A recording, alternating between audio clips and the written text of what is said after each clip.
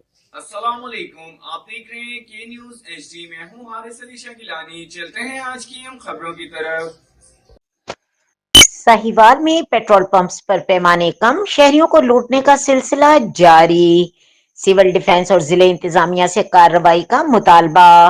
लिए चलेंगे साहिवाल।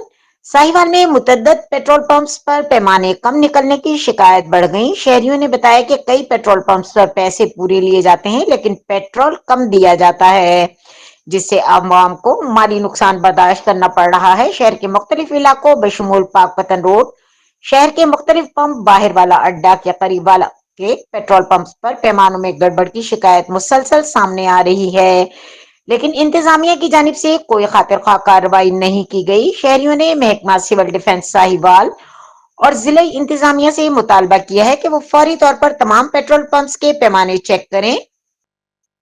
पैमाना कम रखने वाले पंप्स के खिलाफ सख्त कार्रवाई अमल में लाई जाए और अवाम को लूटने वाले अनासिर के खिलाफ कानूनी कार्रवाई करें। अवाम का कहना है कि अगर सिविल डिफेंस इंतजामिया संजीदा कार्रवाई करे तो पेट्रोल पंप्स पर धोखाधड़ी का सिलसिला बंद हो सकता है और शहरियों को हकीकी रिलीफ मिलेगा।